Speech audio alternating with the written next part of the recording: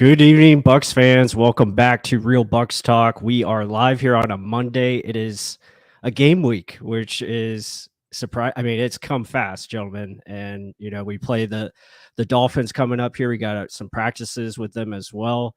Again, I'm your host, Michael Plus. Joined as always, my co-host Mark Ramirez, and we have a special guest, the great JC Allen from Pure Report. JC, how are you doing? It's awesome to have you on here. I know this has been kind of a process. We've been trying to get you on here for a while, and it feels great to officially have you on our show. Yeah, absolutely. Happy to be here. Happy to chop up.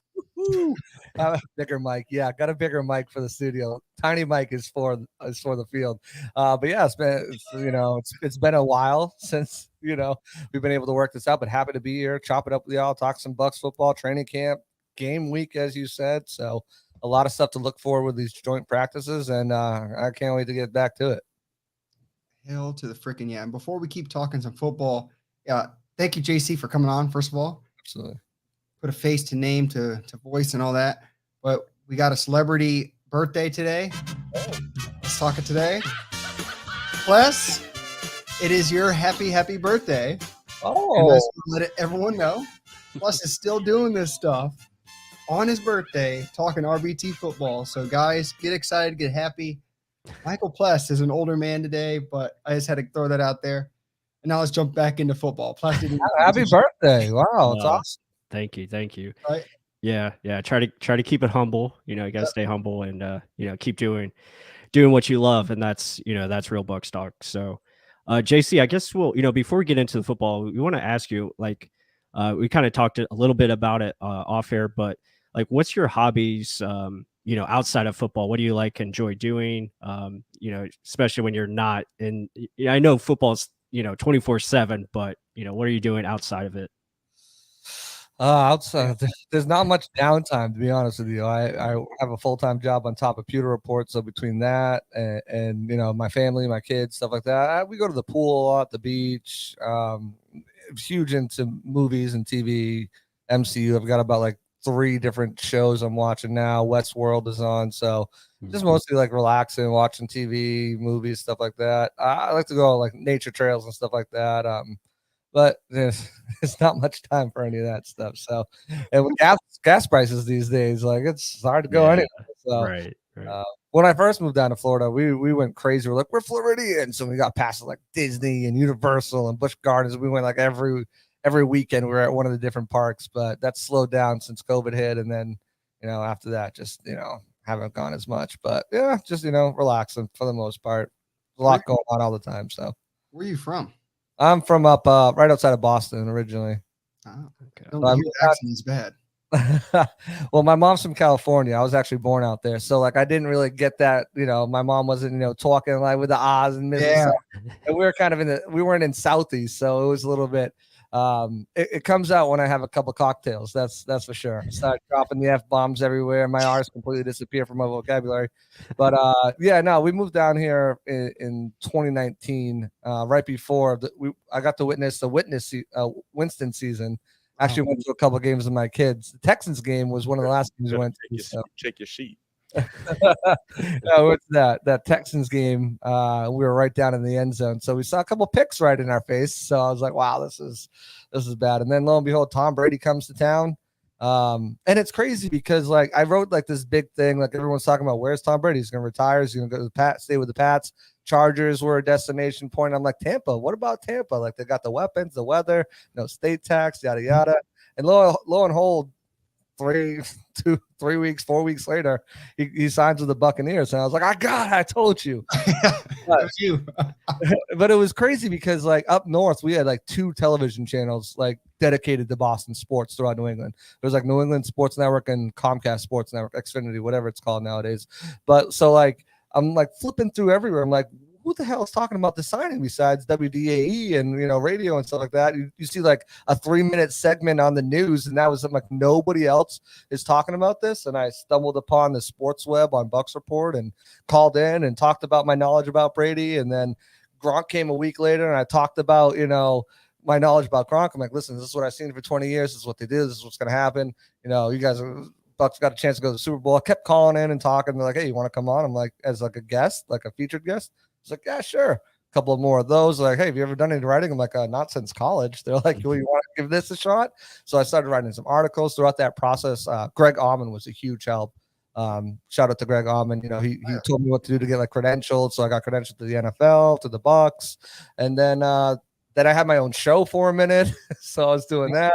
And then throughout that process, the season, doing like game day shows, writing articles. And by the time I live for the off season, like free agency, the draft, I've been doing that stuff. There's a site called Football's Future, and every year on the draft time and free agency, they break it down, and there's like 32 GMs, and then like, you build a staff underneath you of all the members, and you're all doing like trades and like cap scenario situations and in the draft, and all this effort mock draft goes into it. It's awesome. So I've been into that for a while. So like when the draft time came around, that's when I picked it up, and it was in COVID. So everything was shut down. So all these interviews at pro days were all through Zoom. So, and I was credentialed to the NFL, so I got the notifications. This Zoom day is this Zoom is this. So at one point I had like 3-4 different devices going in different Zooms, asking each player's questions. I'm like, they'd like call my name. I would be in the middle of a question, so I'd be like, oh, sorry about that, I'm back now. And then like just asking, have you talked to the Bucs? Who have you talked to? Blah, blah, blah. So then I compiled a giant list. At that time, we were doing Spotify Live, or Locker Room is what it was called. And John was doing a show there every week with Matt and Taylor Jenkins. And I chimed in a lot and whatever, developed a relationship with John, sent him that list of all the players. Like, this is crazy. You actually spent time in all these things. I'm like, yeah, I definitely did. Finally met him after the draft, the rookie mini camp. And a couple weeks later, he called me up. He's like, hey, we want to bring you aboard Pewter Report. So been here since last July. It's been amazing. The access, the availability, the just overall exposure, and just trying to bring everybody the best content I can out there, and hopefully I'm not letting y'all down. And that's my story. So no background in this, no nothing. Just kind of fell into it, and it's been amazing ever since. I know that's not the question you asked me, but while we're here, might as well tell the story. Right? Yeah, no, that was pretty awesome. And yeah, I just want to, before we continue, I just want to get this out there. Yeah, be sure to drop a like, because I will definitely, eat your cake if you don't. But yeah, no, that's awesome, JC. And you've been doing, a terrific job. Obviously, talking with you on, Twitter with the Twitter Spaces and stuff. It's been a lot of fun, and just following your work. While we're, watching this camp unfold so far, it seems like the Bucs got a pretty good team, I would say, right? I mean, it's a pretty good roster, pretty good roster. These guys are, going back and forth. Defense are having their days, offense are, having their ways at times too. So, I mean, just your overall assessment of this team, and where do you think they are as we get ready for the season? Yeah, there's so many. First, I want to shout out Krillin. Krillin, get on your game, bro. Westworld season 4 has already been out. We just had a new episode on Sunday, so don't come at me with how you still watching Westworld. Yeah. Get on your game. New season's out, bro, and it's actually been really good. But it is really good. I haven't watched yesterday's episode. That's after the show, but there's been so much going on. Like, there's so many different like mini competitions inside. General observations real quick. I'm pretty sure that's a question you asked, because I blanked out. I was yelling at Krillin over there, but about Westworld. Sorry, got distracted. Goldfish? No. But this team is loaded on both sides of the ball. Like, the defense has been balling out the last couple days, and then you look at the offense, they've been clicking in certain areas too, and like really putting stuff together. So, they're going to have good days and bad days against each other, but it's because you're looking at potentially top 5 defense and a top 5 offense in the league going forward next year. Like, this defense the biggest thing has been getting after the quarterback in many different ways, whether that's using the edge rushers, sending linebackers up the middle, sending the safeties, cornerbacks, just the big boys up front causing havoc. And what that's done is you've seen has been able to let the defensive backs just kind of play their game. And as Carlton Davis mentioned when I spoke to him, play more offensively on defense. And they've been coming away with turnovers and everything. But at the same time, you have like Russell Gage has been nearly uncoverable. And even even Mike Edwards said that, like, he's running things that like you can't cover. The running game it's had its ups and downs, but for the most part, you look at some of the plays that Lenny's made and Rashad's made and Gio's made and even Keyshawn Vaughn's made.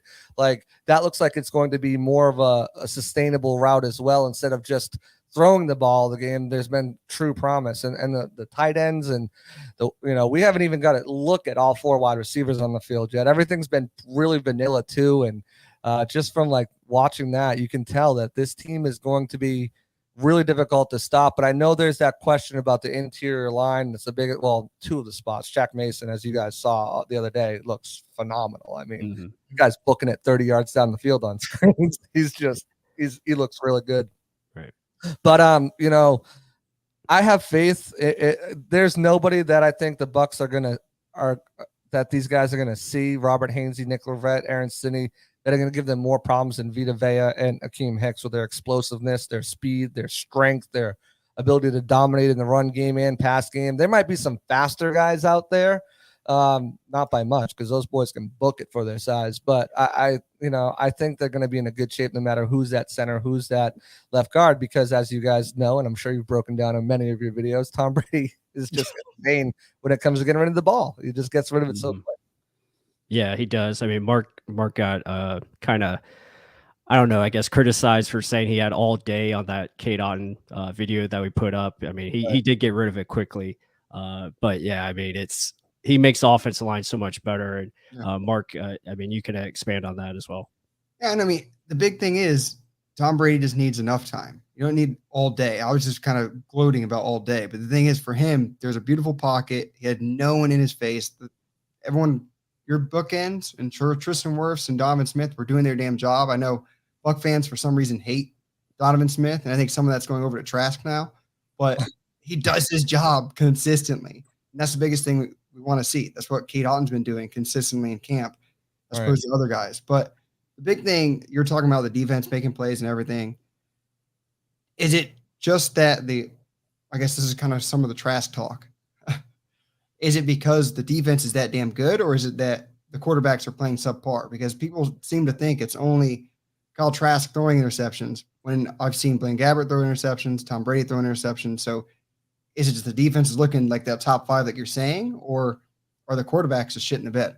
I think it's I wouldn't say shit in the bed, but I think there's either. But I'm just I think there is a little bit of both going on there. I mean, if these guys are good at coverage, I mean, you look at Carlton Davis, one of the best coverage linebackers in the game. I mean, he's shut down multiple wide receivers. He's got to get his hands on more balls, which he's been doing. If he would have had half the number of interceptions, 6 or 7 interceptions, he would have been a Pro Bowler and potentially an All-Pro over Trevon Diggs. I mean, Diggs let up so many big plays, but because you see those 11 interceptions, that's the thing. And Murphy Bunting, while he hasn't been spectacular, he hasn't been making any splash plays. He's done a pretty good job with the ones out there. Jamel Dean has got his hands on a bunch of balls. He's actually the number 1 cornerback in press man coverage. So these guys can cover.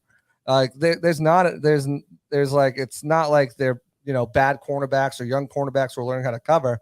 And you add to that the pressure that there's getting there. We talk about coverage sacks. We talk about all that, pressures and stuff like that. Well, those are working hand in hand, like beautifully. Like the line is getting there, the defensive line and the front 7 are getting there to create the pressure and force early throws or erratic throws, and the Bucs defensive secondary is making plays on them, or vice versa. The coverage is there, and the D line and the front 7 are getting to the quarterback. And Brady's had some uncharacteristic throws. He let Nolan Turner, undrafted rookie out of Clemson, pick him off. You look at, Trask has had some struggles. Blaine Gabbert's thrown just as many picks, if not near picks, as Trask. And the biggest difference, and I know people don't like Trask, whatever, Trask. I say this all the time. Florida is to be drafted in Florida as a quarterback is got to be like the worst thing for you, because you split up there's the FSU fans, there's the Gators, the Hurricanes, there's the Knights, there's the Bulls, whatever, and everyone's like they're loyal. I'm from up north, so like we don't care about college because our teams, professional teams, win and do good, and they're in the conversation all the time.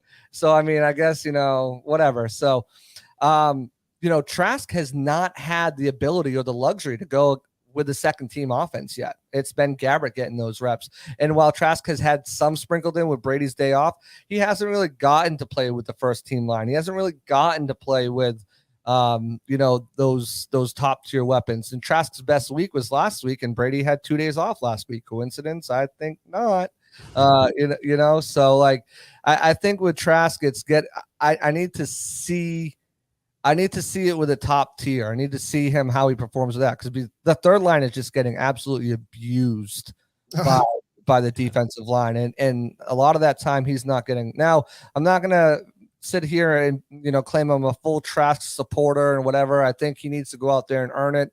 I've seen some good things when he has time going through his progressions. I've seen some really good smart playmaking abilities where things aren't there, so he's able to move around the pocket and maybe scramble for a couple yards. I've seen him make throwaways instead of forced decisions into situations. But I've also seen bad things. Everyone saw that wobbly throw by Trask to Dart, and you can't have balls like that coming out your hands. First of all, even though Dean ended up with the interception, it's still it bounced off Dart in his hands, changing the trajectory of it. So who gets the full blame there? But preseason is going to be huge for him. He has to beat out Blaine Gabbert for that number 2 spot. Like, these preseason games are going to be absolutely huge. And you kind of saw what happened, last year when he had some time to really, work with the upper echelon group, if you will, in preseason, that third preseason game. He had a decent game. So I'm intrigued to see how he's going to do, because he's going to play a majority of it. But yeah, I mean, if Brady goes down for an extended period of time, the Bucs are in trouble. I think the team built on defense and offense with the weapons and with how the defense is built, like they're in a position where, Brady misses 3 games, maybe 4 games for some reason. They can maybe go 2-2, 2-1 through that stretch, just because the team is built around them. If they focus on the running game a little bit more, defense tightens up. But yeah, I'm not sold on either one of these quarterbacks as a number 2, and it should be a battle, and it continues to be a battle, because both of them had some duds out there, to be quite frankly honest with you. At the end of the day, that's just Brady's your quarterback. Don't worry about the backup. I mean, yeah, Brady goes down, this season's not looking too good. You hope he's not gone long. It's more like, let me stay out of play. But either way, Brady's our quarterback, guys. Don't worry. The team is loaded. Don't get so mad over who the backup is. I know it's probably draft positioning, but it is. If he was taken in the 3rd round, it wouldn't be a huge deal. He was one pick away from the 3rd round. Right, exactly. And that's the thing. If he was, and guys, you did some draft research and stuff. You did the draft work and everything like that. If Trask was in this draft class, he would have been the first quarterback off the board, like by far. And it probably would have been in the top 10s. It wouldn't have waited till 20 to Pittsburgh to happen. So, I think the talent's there, the ability's there. He's just gonna get another year from learning from Tom Brady. And Mike, I talked about this the other day in the Twitter space.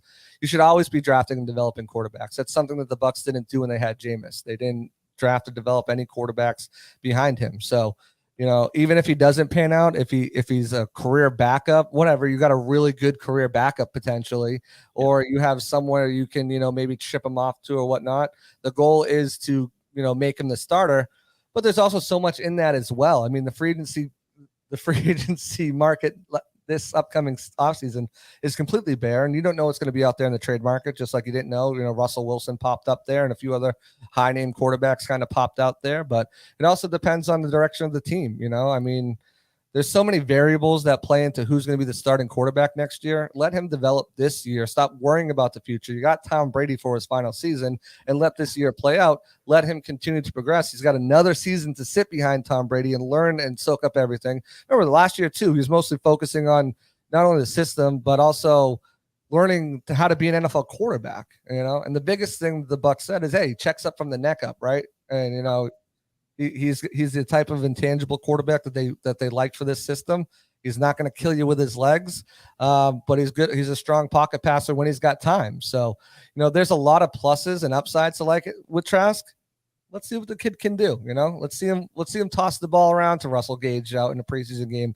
Let's see him throw the ball to Mike Evans potentially if he suits up for a preseason game. So we'll see. There's so many things too. What if Byron Leftwich gets his head coach next year, and he leaves, and then they bring in an outside guy. Well, now Trask has to learn a new system if they don't promote from within with Garver or Thad Lewis. What if management decides, hey, there's a guy like Kirk Cousins or somebody else. He's just the first to my mind. Don't. No, but I'm just saying, what if another top tier quarterback comes, available on the trade market or whatever, and the ownership's like, hey, we got a Super Bowl window now still, even, in this period, the national spotlight, the merchandise selling out raging, and they said, hey, Jason, go make us a splash move at quarterback. So there's so many different things that could happen. Let it play out. Let him get his reps. Let him make mistakes, because right now is the best time to do it. Yeah. Bottom line, it's like what you're saying. It's next year. We don't have to worry about it. Let's focus on this team that is poised to, get another championship. I mean, the roster storylines, like there's so little storylines that it's it's one that people want to focus on. Plus, he's a Florida quarterback. Yep. Right. And me and Mark were there yesterday at the practice, and from what we saw, he looked like he was making the correct reads for the most part. And again, he's learning with improved mechanics. I mean, his mechanics has changed drastically, and it's much quicker, much faster as far as his throwing mechanics. His footwork looks a lot better. So, with that, there's going to be some inconsistencies from accuracy standpoint. I think you see that at times, but for the most part, he's going to the right place with the ball. And sometimes when he throws it, he has nowhere to go, because guys are just not getting open because of who he's playing with. He's playing with a lot of guys that are Stearns and Cam Brown. Yeah. I mean, these guys aren't going to be on the team most likely. And shut up. It's Trask's fault. Move on. Yeah. But seriously, let's move on. Happy birthday. You did it, Mark. Like, you did it. But a point I want to get to, and this is something me and Mark have been talking about pretty much the whole offseason, is do you feel this team is going to change some of the dynamics as far as running the football more and also being more physical on defense as far as getting more effective with getting after the passer? So pretty much more physicality on both sides of the ball. I think that's the goal, right? Is to run the ball, even though snaps up. But Bull said it doesn't matter how we win. We're going to win the game. If Brady's got to go out and throw 60 passes to win the game, absolutely. I think what their ultimate goal probably is to go out there and have, almost an even kind of flow, depending on how the game dictates in the first quarter. I think they want to be able, or first half, I think they want to be able to go out there and start fast, start early, get some points on the board, and then just turn it over to the guys up front and just say, let's pound the rock. Let's pound them into submission so they don't want to play anymore. If you get a touchdown, 10-point lead at halftime going in, it's okay. Let's change this over and let's get this running game rolling. I think the first period is, we've got the weapons in the passing game. Let's spread them out. Let's go. Let's make these guys run. Let's get these cornerbacks running routes. Let's get these linebackers running routes. Let's get them gassed. So in the second half comes around, we can just pound them down. Now that they're kind of wore out, we can pound them down with that physicality and beat them up and kind of just have our way with them in the running game. But it's all going to depend on game flow, right? I mean, if Brady's got to throw it, they're going to throw it. If they can run it, they're going to run it. They want to have that even keel. They don't want to be so off balance like they've been the last couple seasons. But let's look at it realistically too. I mean, the best part of this team is the passing game. You look at all the weapons that they have. You look at even the running backs they have are all really, and Keyshawn Vaughn's taken a huge step, but they're all good pass catchers. Giovanni Bernard, Leonard Fournette was third in the team in receptions last year. Rashad White has looked really good out of the backfield. The tight ends they have are Cam Brate's more of a receiving threat. Kyle Rudolph and Otten can do both. Otten's proven that he's already gaining the trust of Brady, right? 2 touchdowns yesterday's practice. Yeah. So, I think that the strength of this team continues to be the passing game, but the strength of the interior line is going to be the running game. Those guys are, especially Shaq Mason, one of the best run blockers, graded out as one of the best run blockers over the past 5 years. And he's also a pretty good pass blocker as well. But, and we all know that the younger guys, they usually do a better. Stinney's a better run blocker than a pass blocker. Gadecki's going to be a better run blocker than a pass blocker his first year. Hainsey, Leverett, whoever wins that starting left guard job and whoever wins that center job, they're going to be better at run blocking than they are at pass blocking. That's just how it's going to go. So, that interior, and Tristan Wirfs is a mauler in himself. I mean, they're going to be able to move the ball too. Some of the holes we've seen open up have been impressive so far in camp. Just kind of directing your guys. And I've been really impressed by, some of those guys competing for the center and left guard spot at being able to disengage and reach the next level to take on linebackers and move them out of the play. So on offense, like really, it's going to be interesting to see what they do. And it's going to be a weekly by weekly matchup, right?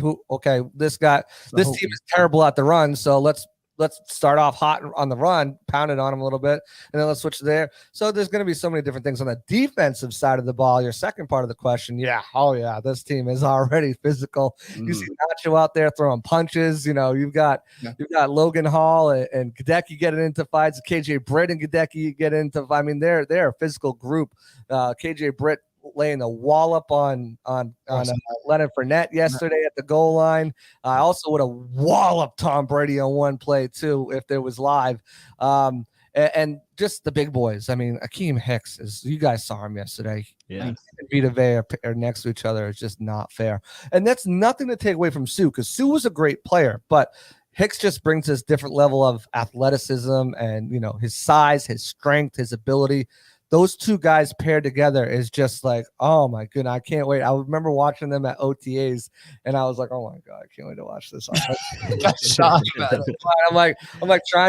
trying to act professional, but at the same time, the football fan in me, football fan in me was like, wow, this is going to be really difficult to stop. And I spoke with Will Golston yesterday. He's like, the addition of Hicks just opens up so much versatility in our playbook. Like Bowles is going to be able to do like so many different things with that look. You add Logan Hall in the mix. You had Nacho, who's had an amazing camp. Yeah, he's been balling out. He gets that first sack of his career finally.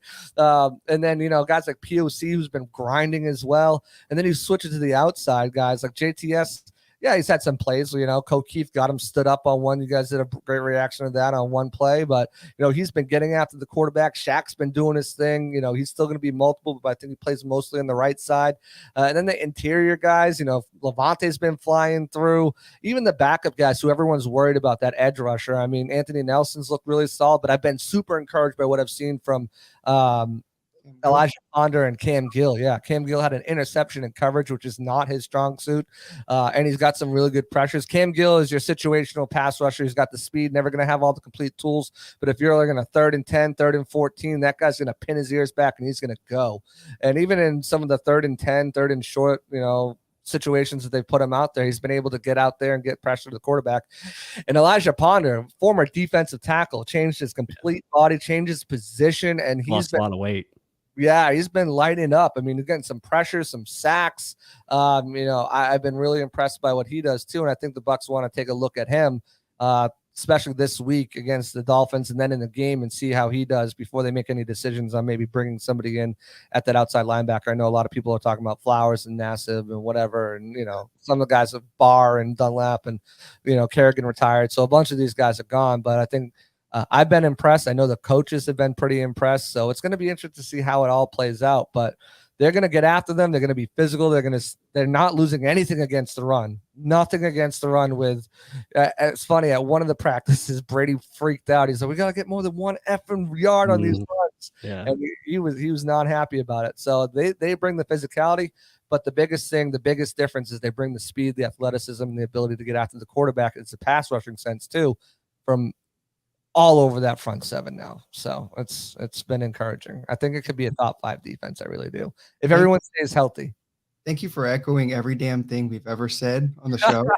Literally everything you've said. I don't know if I've said it before or just yelled at people about it. I don't know. Another thing, probably with JTS and Shaq Barrett, they're going against Tristan Wirfs and Donovan Smith. I know everyone's big fans of Donovan Smith. He's a good player. He's consistently a good player. He was a top 6 left tackle in the league last year. I mean, other Buck fans get mad at you. Other players ranked higher than him. If you look at PFF, if you just go to PFF and tackles and see the overall grade, other players ranked higher than him. But then if you look at the snap counts, he had the third most snap counts out of any left tackle out there. Some of these guys only played like 300 snap counts, 200. Yeah. He had like 1,100 or 1,700 or something. It was really. I mean, I can look it up for you guys right now while we're doing this. Right. He's going either way. Yeah, I mean, he showed out, and he has continuously gotten better. And people just don't want to believe it. And part of it, and everyone likes to blame Brady. Well, Brady gets the ball out so fast. But yeah, that's true. I mean, that's definitely true. But part of it was also Jameis Winston. Jameis was erratic with the ball. You never knew what he was going to be doing back there. With Brady, it's not just about getting the ball out quickly. It's also about, knowing what your quarterback's going to be doing on any given play. So, it's a give and take there. And I've really been impressed by Donovan Smith over the last 2 years. So I think the people got to stop with hate and realize that he's one of the better left tackles. He got paid like one of the better left tackles. And yeah, Tristan Wirfs. I mean, that's exactly. I mean, it's just like the guys in the interior, the guys on the outside, they're going against best versus best, a lot of the times in practice. And iron sharpens iron has been the quote of camp so far. So we're not paying JC to say any of this either. This is all truthful, factual stuff he's seeing and regurgitating back to you guys. So it's not just us saying right. But I wanted to kind of one more thing plus, because you touched on it. I'm just putting proof to pudding kind of picture on the screen. The Saints. So Cam Jordan over here says, what are they? 1-5 against us. Taysom Hill, Jameis, Trevor. Which QB do you want to see us win with? So the cockiness of this shitty Saints yet again. The biggest thing, that's what I think Plus is kind of referring to. How are we going to game plan better against teams like the Saints who call us out? Like you're saying, our strength is our receivers. We almost go to that well one too many damn times, especially in games against teams that know us, and we get shit on too early. We're in a pass situation only when we're down 14, 21 points. And like Plus says, quicksand starts happening and we get called for our own shot. We need to start mixing things up. That's why I think he was saying, hopefully we get more physical in the running game, especially in games like this where people know what the hell we're going to do. I know we have maybe the best weapons there are out there, but if people know what the hell you're going to do, it's easy. It's like counting cards. So we got to be able to change it up. I know we have the weapons, but still running game, ground and pound. It doesn't have to happen at the end of the game. Again, game by game basis. I hope to God this happens.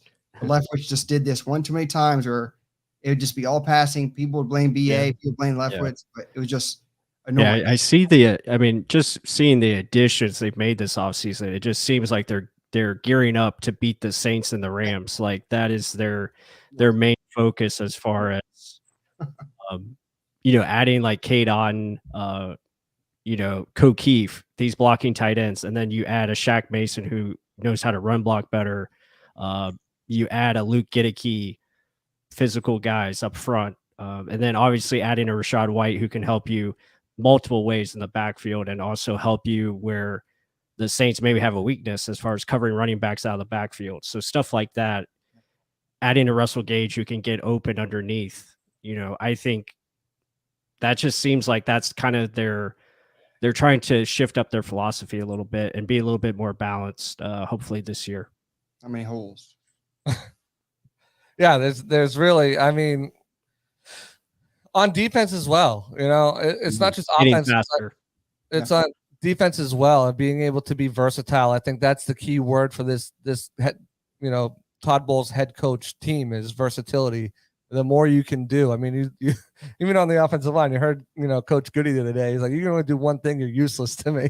Talking about his offensive linemen. So and they should really only be doing one thing on any given series. So you're not going to switch guards and center at any point. So actually, you could do that if Robert Haynes and Nick Leverett win the position. That would be interesting to see. Not putting any ideas out there, but you line up Nick at once, then you switch on the next play. You really could. But anyways. I mean, having that versatility, having those guys who can play inside, outside. You got two of them now with Godwin. Evans has seen his snap count in the slot increase. Julio Jones can play the slot. Any point in time, those guys can play the slot. There's been packages out there where you've seen 4 wide receivers and 1 running back, or 3 wide receivers and 1 running back, and everyone's out. There's empty backfield. So having that unpredictableness, there's like so many different things that they can do with this offense to keep people off balance, and it's still going to have its Bruce Arians patents on it, but it's now, I think it's going to be a little bit more Byron, right? A little bit. And I'm not trying to fuel the red marker fire at all, but I think, there's definitely things that I think Bruce and Brady are going to, Byron and Brady are definitely going to say, okay, let's do this, let's do that. And I think, Bowles might have his handprint on it a little bit. For the most part, he said he's going to let them run the offense, but if he's like, hey, well, let's, we've got the position, let's do this or whatever. Yeah, they're going to be able to be multiple and different facets for this. As far as the Saints, it's just get it out of your head, like it's the monkey on their back, and they just need to beat them in the regular season. I think they do that week 2, and maybe the Saints get the better of them later in the season when they come. But I think that will set the tone for them. I think those first 2 games are wins, and then I'm still going through my breakdown. But then obviously I think the bigger challenge comes, not the bigger challenge, but you got 2 tests at home after that. So it's going to be interesting to see how it plays out. They definitely need to beat the Saints once this time for this season. But I think record-wise too, I think you'd see a step back from where they were last year. There's just so many different variables. They have a tough schedule, but they've got to be more versatile on both sides of the ball, and I think they've put the right personnel around them to do so. Yeah, and health. That's always the biggest thing. Right. The biggest thing, one of the biggest correlations between 2002 and 2020 Super Bowl winning teams is there was only 1 starter on IR. So last year was too many guys banged up. You already have 1 too many. That's right. Well, we're not there yet. Oh, probably partial IR. Yeah. It doesn't take this long to get something out. Let's just put it that way. Right. Tim Patrick went down in the morning, was out later that day. Like, come on, like, it doesn't take almost 2 weeks for swelling to go down to get a proper image. He's seeking second, maybe third opinions, and he's a tough SOB. He is a tough SOB. I think he might just avoid surgery this season, go for the rehab, I don't know. I have no idea. I don't have any inside information, but it would have been announced by now, I think, if it was. And they have no need to, because, okay, you put him on IR, you open up a spot on the 90-man offseason roster, who are you bringing in? Like, what's the point, Mm-hmm. Yeah. Put him on IR after roster cutdowns, and then you have that ability to take him off at any point, kind of like a Vita Vea. We see the guy played with a hip flexor on 3 days rest. Like, he's a tough bastard. So yeah, that has to be. It has to be good news that we haven't heard anything yet. So obviously, yeah, they're taking their time with it. And I think, like you said, once the final roster cut down comes, then they can, make a move whether to, put them on the partial IR, like you were talking about. It just gives you more flexibility. I was just saying they did it with Cam Gill last year. It came back around like week 9 or something like that. Like, let him heal up. All right, let's get to a big question I want to know, because we're loaded on receiver. We're going to be wide receiver base because Gronk's not here. This offense is pretty much that. So just looking at the depth chart, top 4. I think who even said that? Scotty Miller said it. Top 4 are locked in: Evans, Julio, Chris Godwin, Russell Gage. That's 4 receivers you already have. Right. Look at all these guys competing: Grayson, Tyler Johnson, Jalen Darden, Brashard Perrin, who's hurt already and likely getting himself out of that. Scotty Miller's in there. Devin Tompkins just showing up, nothing right. And then you have all these other young talent fighting. How many do you think they keep, and who do you think those guys are? That's what I want to know. That's the toughest question on that one. That's the toughest question right there, because let's say Perriman comes back this week, right? So we'll get him back in the mix. I don't want to keep him injured for whatever reason. I want to get him back in the mix and say he's there. It really comes down to what the Bucs feel they need, right? And one of those guys is going to be a returner. So right now, off the bat, you're looking at either Scotty Miller, Jalen Darden, or Devin Tompkins. Maybe both of them. I think 6 is a safe number. 7 is the number that is in question there because Keith has started to really come on, not only as a blocker, we saw him as a fullback on 2 of those touchdowns to Rachaad White yesterday, and also as a receiver, he's shown pretty damn steady hands. He's been surprisingly, he's been working on his route running, and he's, after making 12 catches in all of college, he's looked pretty good out there catching the ball. So that's the biggest question. Is it 4 tight ends? Is it 7 wide receivers? Or is it even 3 tight ends and 7 wide receivers? So one of those spots is going to Scotty, Darden, or Tompkins. And then you have these other guys, man. Tyler Johnson's a really good catching the ball. But Tyler Johnson, I think, and a lot of fans are kind of like down on him for last year. They asked him to replace Godwin. He's not Godwin. He's not that type of wide receiver. He's a chain mover. He got you 10 yards a catch last year. He's not the guy who's going to create a ton of separation, be super shifty. And while he's shown good moves and he's in a great shape, he's not that. He's not Russell Gage. He's not Chris Godwin, guys who are nearly uncoverable in the slot. He's more of that outside possession guy who can pick up yardage. He's not going to get you in a yak. He'll get you the first down. So do they want that? Is that something they're looking for? They kind of have that in Julio. I mean, Julio's can do a little bit more than that, but they kind of already have that in Julio. Do they want a guy like Cyril Grayson who can stretch the field? Is a plus blocker, can also have some versatility, in the slot a little bit as well. Do they want that guy? Do they want Brashad Perriman, who's got that versatility, is a plus blocker and he's got the speed? Scotty is very versatile. We saw him being used in a variety of ways on the outside. He said it yesterday in his press conference. In college, he mostly played the slot. The Bucs are kind of letting him do that with some option routes, and we've seen stack practice. You want to talk about probably the offensive MVP of camp so far? I would probably have to say Scotty Miller. He's just been extremely impressive. He's been impressive on one-on-ones. He's been impressive on the field. He's been impressive with the versatility he's shown, doing end around, slot work, inside work, blocking, punt returning. He's been very impressive in all those assets. And then you've got Darden. Darden was a 4th-round draft pick, learning the system. He's been impressive. He's made some bad plays. He's made some really good plays. One of them earning, a high five from Brady, who kind of, slowed down the tempo to go over there and give him his props. Devin Tompkins has been super shifty and hasn't really dropped the ball. He's been very impressive. Jared Stearns has made some really nice plays. Kalen Geiger's done some good stuff working with the threes. Cam Brown's done some good stuff. Vincent Smith. So there's just so many guys. So it comes down to, what do they want? And I don't know what they want right now. Good answer. If I had to go based on my eye test and say they're keeping 6 guys, I'm keeping Johnson, I'm keeping Miller. I think those 2 guys, it's funny because those 2 guys are the guys with the most trade value right now too. So if they want to move on one of those guys, I think maybe they get a conditional, 6th-round draft pick based on snaps that could bump up to a 5th or something like that maybe.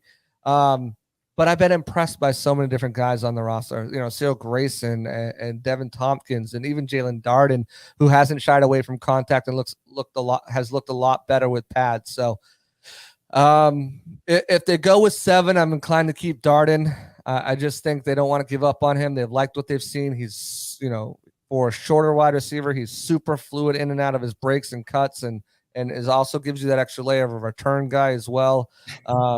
So I think if they go 7, they keep him. But I also expect to see, one of those guys, no matter who gets cut, one of those veterans on the practice squad with about 3 other guys now that they bumped it up to 16. So I think if they can get Tompkins, if they can get Stearns and maybe like a Cam Brown or someone like that on the practice squad with a veteran like Cyril or Brashad or Scotty or Tyler, that's what they're going to do. But it is a hell of a battle. And it looks like they even approached Odell Beckham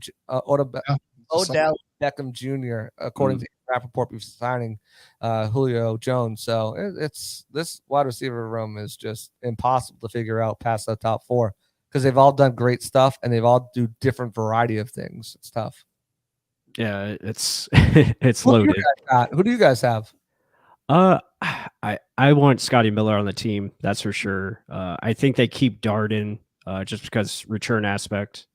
And then 5, 6. Yeah, so that's 6 right there. And like you said, if they do keep 7, I don't know who that 7th guy would be. I'm just Johnson for me. He's going to have to play special teams. Like that's the biggest thing I see. Like if he's not playing special teams, then what Right. does he give you? That's my only issue with him. But yeah, it'll be interesting. It'll be very interesting if they have some guy maybe fake an injury, go on IR, redshirt him, pull that old Patriots move right there. Right. Jeez. I could definitely see it. That's savage. That's not savage at all, but okay. One more point before we move on to the defense. So Rachaad White, I mean, all I hear is good reviews from him. He's smooth. He's catching the ball. I saw him juke the crap out of who was it? Keanu O'Neal actually on one-on-ones.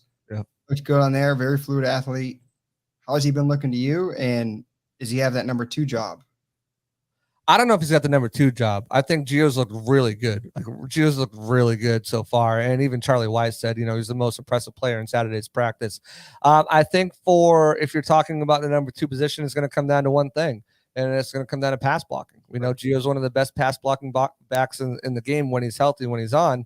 Doesn't matter who he's going up against. But I think for Keyshawn Vaughn and Rachaad White, they've got to prove it. They've got to prove they can be plus side pass blockers and not lose anything when Fournette or if Gio comes out of the game, especially Fournette, who's rebuilt that aspect of his game. He's always been a good receiver, but pass blocking has been a question. Last year, he proved that was not an issue. I mean, every guy's going to have some bad reps here and there, but that wasn't an issue for him. So I don't expect Fournette to come out of the game often, but when he does, it's going to most likely be on third downs. Maybe he'll get a second down off or whatever, or a situational stuff. But, I think both of them have shown a lot, Vaughn and Rachaad White. I mean, as pass catchers, Vaughn's looked very, very good. I mean, he's picked up on that part of his game that was kind of eluding him. And we've seen what he can do against as a rusher. Look at that Carolina game where he bounced it outside and took it to the house, 50-something yards, I think it was.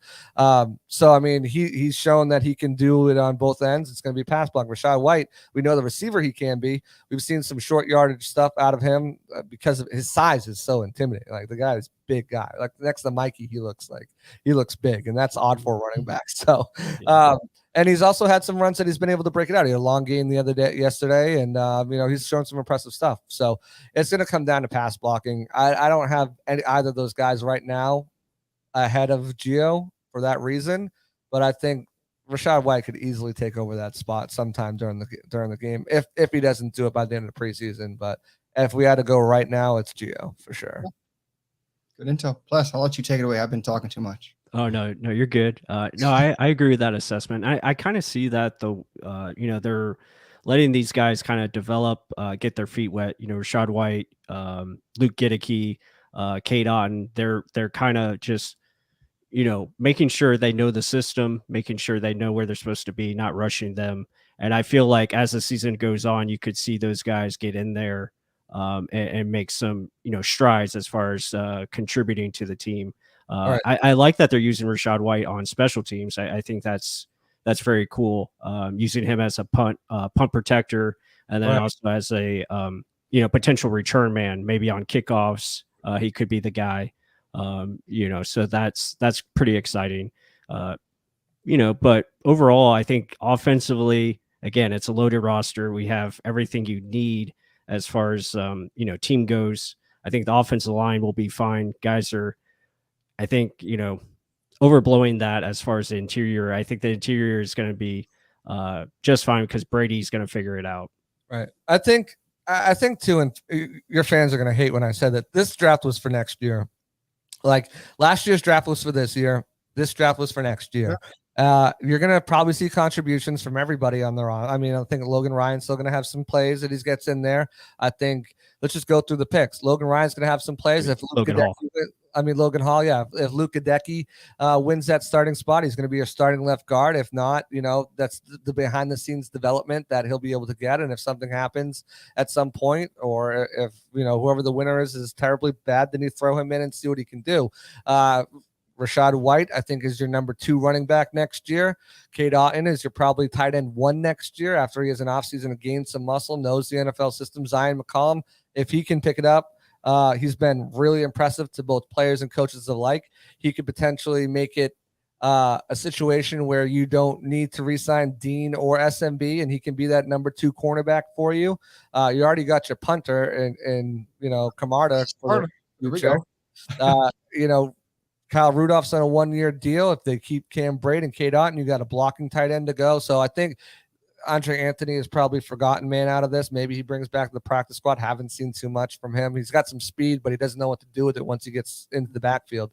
But I think you're looking at, a really good situation where they don't have to pressure these guys. As you said, there's no pressure on them to come in and step in, and they can sit back and ease into a rotational role, and they'll be able to do that, much like last year's group. Now look at JTS as your starter.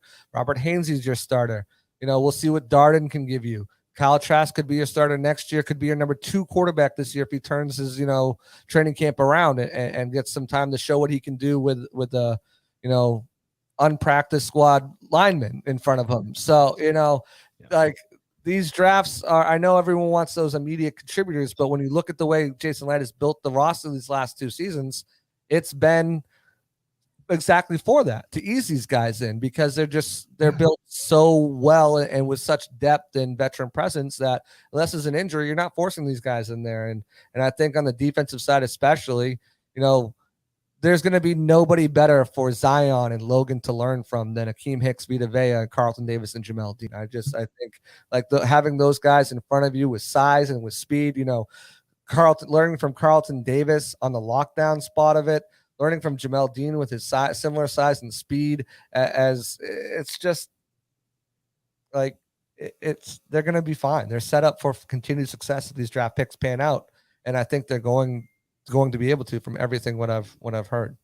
Yes. So jumping on what you're just saying and what Ken Smith said, Jason Light is probably the best GM in the league. It's just him making a franchise, having a system in place to have these guys, when they do get their time, they can shine. It's not just, let's throw them into the fire, like Plus is mentioning. They can grow in the system and thrive when they actually get their time. Right. That's something that we never knew what the hell that was. And we had years, more than a decade of just crap. That's how you build a team. Like, that's what you want. This is the new normal. This should be the new normal. Don't go reverting back to the crap, guys. This is something that we want to see. Right. We need this guy to start right now because we're a piece of shit team. We're not. Right. And I think a good team. I think the best part of that too is there as a rookie, and I've said this on the live. If you guys go on my lives at all, I said this so much when people ask how the rookies are doing and things like that. Like, there's so much going on in your mind as a rookie.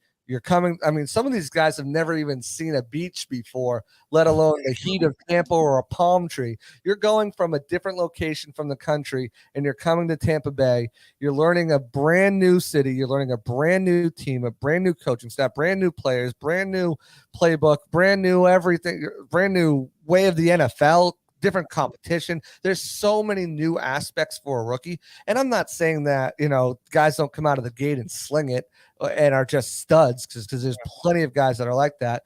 But when you afford that rookie that ability to sit back, learn, and develop without pressuring him or throwing him into the fire, because let's face it, most of these guys that are going in there, I just read a stat today about Christian Watson, the wide receiver, and Romeo Dubs. Dubs has been really impressive. He's a 4th round pick, and he could, potentially see the field as potentially a starter. There's only been 4 guys since 2000, 90 receivers drafted that have had cracked 10,000 seasons. 1,000-yard seasons. None of them did it their rookie year, and only one of them, Brandon Marshall, did it multiple times. He did it 8 times. So, it's very difficult to get, younger guys outside of the top, whatever first-round picks. The Bucs got, and I think Bucs fans are a little, spoiled, because Winfield, they got really lucky having Winfield come in day one and be the type of player he is. That usually doesn't happen with 2nd, 3rd, 4th round picks. Sometimes it does, but it's an outlier. It's a huge outlier. So to give them the time to develop behind the scenes and learn everything, so that in year 2, and we're seeing that jump, guys like Robert Hainsey, who put Vita Vea on his back yesterday, and guys like Joe Trine-Shoyinka, who has been lighting it up in practice.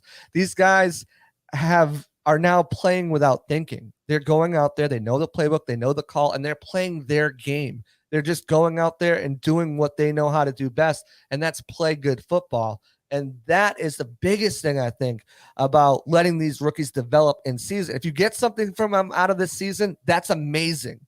But the fact that you don't need them to do anything and you can use them for next year when they're going to be more comfortable with everything. And yeah, some people might be, well, you lose a whole year of them. They only have 3-year contracts, 4-year, you lose a whole year without them contributing. That's not the long-term goal. The long-term goal is contributing for your franchise for, 4, 5, 6 years, not, 1 year. So. And rant. Sorry, I took up a lot of time with that. But it's hard because I agree with all of it though.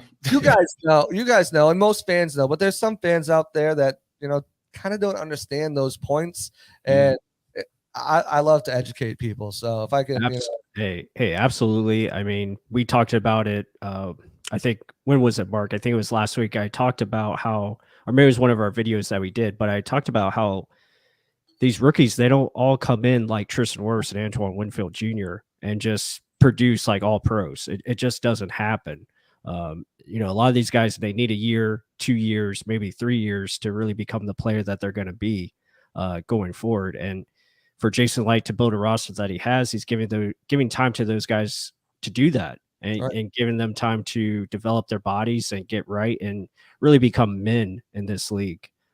Because not everyone is built like men, like Tristan Wirfs or Antoine Winfield Jr. They're not built the same. Antoine had that pedigree from his dad too. Like he got he knew the offense, and his in the offseason, his dad was going through, like, that's how he was so prepared. And he was such a good player with Minnesota too. Sorry. No, you're good. He knew the game. And Tristan Wirfs came from Iowa, who they breed offensive linemen, and that's what they build over there. Same thing could be said for Robert Hainsey coming from Notre Dame. Like, just had that pedigree, and they're smart players, and they just get it. Like, they get how to play it and know when to, do what they have to do. But let's wrap it up, Mark. I know you wanted to get to the defense quickly. I wanted to talk about Logan Ryan and Keanu Neal, those additions. I think those guys are going to be gigantic as far as for the secondary and what they can bring. Yeah, huge. I mean, already you're seeing the versatility they allow other guys to be. I mean, Antoine Winfield's been playing in the slot. With that, you got you've got so much versatility there. And Bull said we've got 4 safety looks we haven't rolled out yet. There's like so many different aspects you can do. And I think, the Bucs run a 3-4 base defense. You're probably not going to see that 3-4 base defense out there a lot. You're probably going to see a lot of, 2-4-5 with 3 safeties on the field. And, maybe they'll have Antoine and I mean, all these guys, all these safeties have seen time in the nickel. So they're going to have so many different aspects and versatile, to steal Ken Smith's word, versatile weapons on that defensive side of the football field, with guys being able to line up inside, outside. We saw how versatile he was with Vita Vea. Vita Vea can now, with a guy like Akeem Hicks, can be even more versatile and use him in different ways. With Joe Tryon playing the 3-tech last year, using him in versatile ways. Devin White, with his speed, you can use him as a guy with his hand on the line in some instances. In the secondary, you can do the same thing. Not so much the cornerback position, because I don't think they have themselves, and I think that's why we're seeing these safeties play nickel more, because I don't think they have a true, really good nickel cornerback. Sean Murphy-Bunting didn't work out there. Jamel Dean, Carlton Davis are mostly outside guys. Simon McCollum hasn't had any work there, but he'll do whatever he needs to. And D. Delaney's another outside guy. That's your top 5 cornerbacks right now. There's really not a guy on the roster that fills that nickel spot the way they would like it to. And I think maybe that's probably going to be somewhere they look next year. Hopefully Nehemiah Pritchett at Auburn. Really like that kid. But I think, and it's an Auburn kid, so why wouldn't they like him? Right. Yeah, they love Auburn. So it's the second round right there. Boom, take him. But so I think, that's why you've seen that versatility, and you're going to continue to see different looks. And we're not going to see anything. They're going to be real vanilla in practice this week. They're going to be real vanilla in games, and then they'll be real vanilla when we get to go to regular season practices, when we get to see the first 30 minutes of them stretching and doing individual drills. And then on game days, we're going to see some really unique packages and different things that Bulls can do. He's a mastermind of the versatility of it all, and he's going to do it again this season. I think I'm really excited to see that. Yeah, so I agree fully. The versatile weapons of being interchangeable and moving pieces around, the true no nickel corner does slightly scare me. I don't want to see Antoine Winfield primarily there at all. I But agree. yeah, I mean, it's just me, but I'm hoping Taking your, some big something. you're taking your Pro Bowl potential All Pro Yeah. free safety and moving him to a spot, but it's yeah, I feel what you're saying. I think it's just like you were saying, interchangeable weapons. But my big take is kind of expanding on how big of an asset, when healthy, Akeem Hicks truly is. Because I'm not just looking at Akeem Hicks, I'm looking at what he's going to do for the guys behind him, like Mr. Right. Devon White, and the ability of him to attack those A gaps because Akeem Hicks and Vita Vea are destroying guys in the middle, allowing Devon White to have free reign to do whatever the hell he wants. Yes, last year, all the secondary injuries caused problems where Devon White had to do a lot more things, had to think. Even he said, I don't want to be running backwards. I want to go after it. Hopefully this does happen, bearing injury, bearing health, but I'm excited to see the front seven go to town and those turnovers happen because of that. Yeah, I think you're completely right. And I spoke to a couple of guys about that and how much that opens up for them, but not just them, for the secondary too. Like, it opens up having those two guys next to each other and their ability to rush the passer, ability to not lose. You're not losing a damn thing in the run game. I mean, you look at Akeem Hicks, he's been a better run defender over his career, per PFF than Ndamukong Suh has. So you're not losing anything in the run game, and you're adding to that athleticism and that ability to get at the quarterback. So that's going to open up so many things. Will Golson pretty much said, I asked him about what the addition does. He goes, well, you need more than one. You can't block us one-on-one. You can't block us individually. Pretty much what he said verbatim. So it's like, you got to you got to divert at least three guys, even if it's just a chip for a play, to Akeem Hicks and Vita Vea when they're both out there, because they're just too big and too strong to block one-on-one. Some centers and guards will be able to do it, but most people are going to have to at least throw another guard in there to chip before they go off to the next assignment. So that's freeing up time. You look at that, you got three guys on two. You throw let's say they're in base, you throw Will Golson out there. You got four guys on three. Now you got your fifth guy going up against Joe Tryon-Shoyinka, maybe, and then you got Shaq Barrett on the left tackle, and then you send a corner blitz or a safety blitz. You send Keanu Neal on a safety blitz, and now a running back's got to pick him up in pass protection. There's so many different things, and at the same time too, when you're talking about it, with the secondary, the pressure they're getting, and we've seen it in practice already, are forcing errant throws. They're forcing, mistimed passes. They're forcing all these different things to let the cornerbacks and the safeties play more aggressive, because they know that the quarterback's not going to have as much time to get rid of the ball. And it's a trickle down effect all along the defensive line too. These guys are just making everyone else around them better by, taking in the veterans and picking up on their habits and being able to kind of, monkey see, monkey do. And it's, like I said, Nacho's been really impressive the first week to almost 2 weeks of practice. And, Akeem Hicks is going to be a huge part of all of that. So him and Vita Vea next to each other opens up so much. It's going to be so fun to like. I told you I was at OTAs. They're indoors, no pads on, no spiders on, just like doing like individual drills. I'm like, oh my God, this is gonna be great. Ultimate team game though. Yeah, it is. I was gonna say we're gonna learn so much too this week. Like, speaking of Pat O'Connor for our training camp diaries over at pewterreport.com, he goes, he was just saying how great it is to go against these other people. He said it was I'm just going to curse right here. He said it's a bitch of a practice, but because it's like a damn near game on every play. So it's great to showcase that ability, because in practice, and we talked about this on the live, it's like you start to pick up on things guys do, right? If you're going up against someone every single day, you're like, okay, well, he puts his hand there on this certain, or he gives this look on this certain. So going up against, we're going to see not only the level of competition rise, the intensity rise, but also we're going to see how they fare against guys that they don't know. These guys aren't spending time watching Miami Dolphins 2021 game film in preparation. I mean, guys like Nick Lorvette, who's an absolute freak, who's been in the building at 5:30 watching film against himself, the defense, and other opponents already has been whatever. But most of these guys aren't doing that. So when Miami comes down on Wednesday, it's going to be a true testament of, okay, where are these guys at? What are they doing? New competition. They don't know their little cues and stuff from watching it back. It's gonna be great. It's gonna be a real test to see where this team is at on every aspect, because there's battles at every aspect: interior versus defense, wide receivers versus the cornerbacks on both sides. Miami's got good cornerbacks. Miami's got good wide receivers. Bucs got good cornerbacks. Bucs got good wide receivers. So there's going to be tests all over the place. Kyle Trask, let's see what he can do. I'm excited that they have two of these, because these coaches gain more from them out of the preseason game. Preseason game, get the situational stuff, right? Play clock situation, obviously down and distance situation, all that stuff. But these are the practices where guys are going to earn their spots on this roster, or they're going to lose their spots on this roster. I like pub subs. I just think they're overrated. All right, give me a chicken tendy with some barbecue sauce and bacon toasted. I'm good with it. Bacon in there. Oh yeah, you gotta have bacon with your chicken tendy. I didn't even think about the bacon. Damn, that's genius right there. Yes, sir. Extra cheese. Never mind. No veggies, all meat. That's awesome. Someone's got to take that clip out. Oh, okay. Well, plus any other?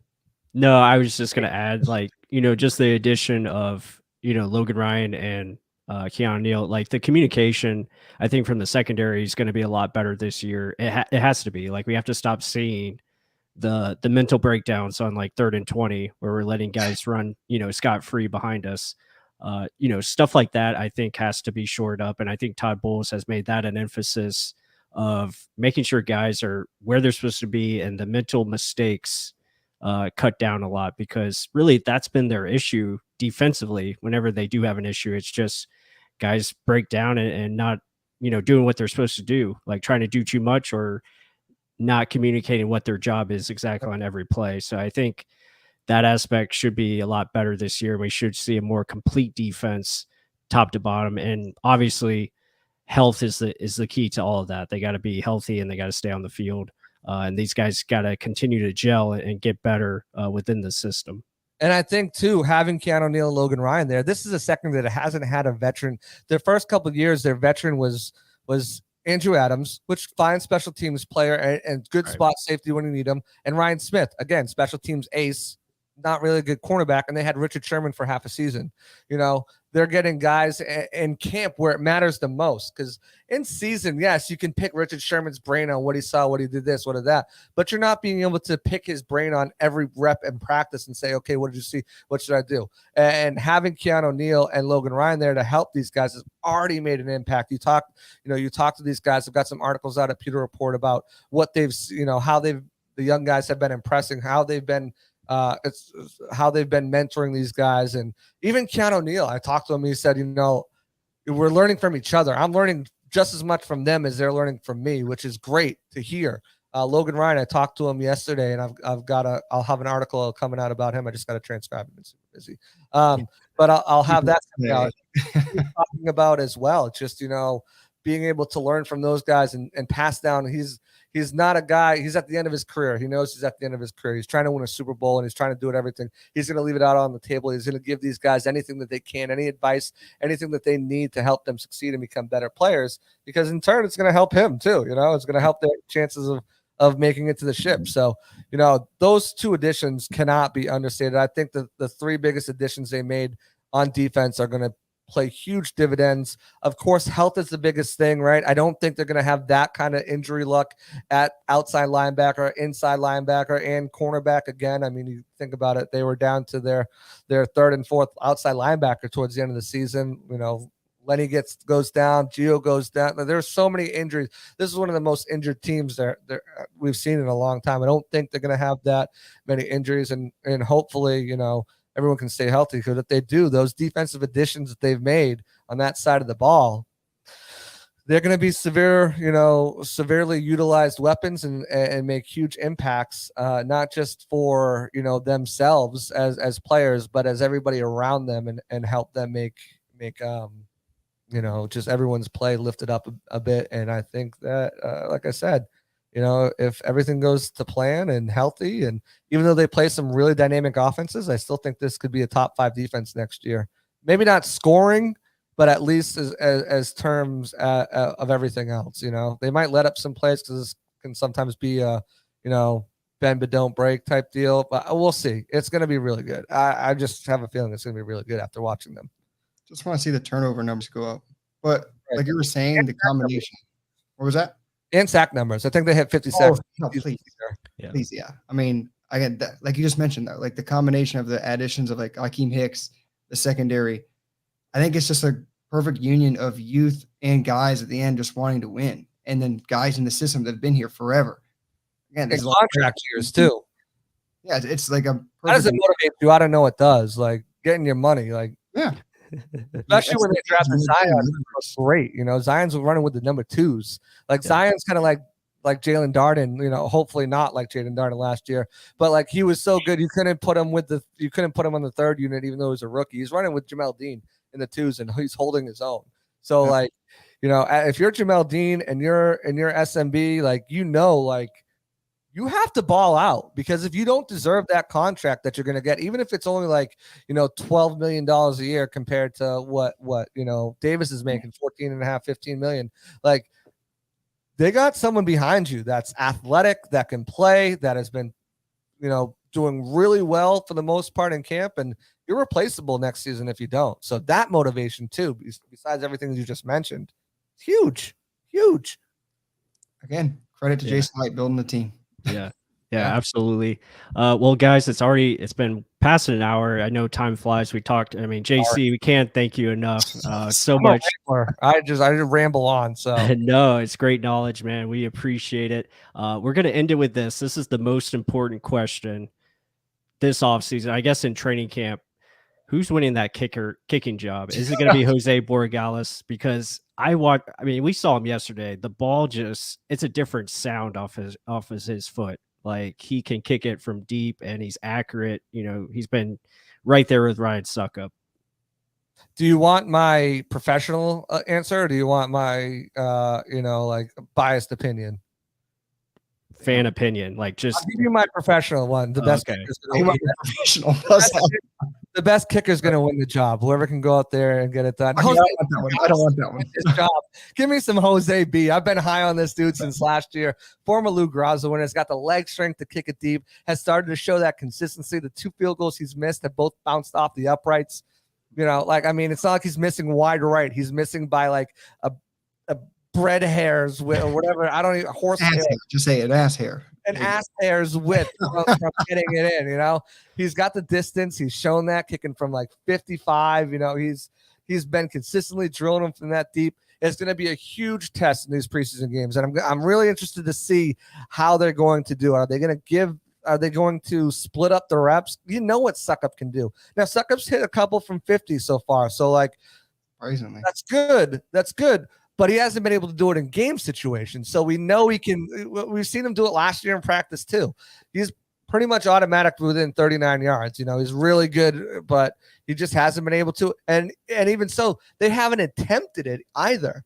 And Jose Borregales, he's got a good arc on his kick too. It's not like it's a line drive where he's going to get blocked down at the line of scrimmage. Now, of course, we haven't seen real live special teams work at all, at all. Punt return, kickoff, whatever, field goal block. We have not seen any live stuff. So that's going to be interesting. They did do some kickoff yesterday at practice. And I don't know if you guys were watching the Gunners, but the first Gunners they rolled out there were Carlton Davis, and it was who was the other guy? I think it was Rashad Robinson. I'm not positive, but like Carlton Davis out there. Then SMB was out there, and Jamel Dean was. They're throwing everybody out there. So that'll be interesting to watch for sure. But I think like with Jose Borregales, you just got to show it. You got to be out there, and you got to be, you've got to be consistent during the games, because you saw what they did in 2020, the COVID year. They had Greg Joseph protected every single week. They didn't want anyone to take Greg Joseph. Well, Greg Joseph got an offer to sign with Minnesota Vikings. and he Yeah, took he's a stud now. And yes, so now you have Jose Borregales. He did the same thing last year, protected him, and now like not only youth. Do you want to lose another young kicker after losing Matt Gay and seeing what he turned into? After losing Greg Joseph and seeing what he turned into? Now you got Jose Borregales. Do you want to lose him and then see him turn into somebody where you have Ryan Suckup on contract for one more year after this year? Also, you're going to save a bunch of money if you release him, or if he goes to a new team, trade him, whatever. You're going to save a bunch of money against the cap, which can be beneficial. Pretty much what you cut Ryan Suckup for is going to pay for your practice squad all year. So that's beneficial there, but also age as well, because Suckup's like 36 years old and this kid's like 24 years old. So he's got to show it consistently in the preseason games. I hope he gets a majority of them. He was also handling kickoffs yesterday too. Mm-hmm. So, I mean, that was another thing that he was doing. He was working on that. We know Camarda can do kickoffs too. So Suckup can't do that. So you got a guy who can handle kickoffs, and you got a guy who's got distance and leg. And if he can show consistency, he's your kicker this year. So I'm all about Jose B. I bet his mom the other day, she follows me on Instagram and likes like all of my stuff. So she's like, I read your article. You're amazing. I'm so happy you support my son. I love you so much. I'm like, listen, may the best man win, but yeah. Best things I wanted. I'm all about that. But again, JC, this has been awesome. Again, thank you so much for joining us. We're going to have you. We hope to have you back on, once the season gets going, and we can, talk about this roster even more, and, the games, and do some film breakdown as well. Maybe do some film live breakdown. So that'd be a lot of fun. Yeah. Yeah, absolutely. And also shout out to the chat. You guys have been amazing. Thank you so much for all the support. Like Kirillin says, be sure to like, comment, and subscribe to this, YouTube live, and support JC's work at Pewter Report. Support all the guys at pewterreport.com. They're killing it pretty much every day of the year. So they do a great job, and we appreciate their support. So guys, with that said, everyone have a great night, and go Bucs as always.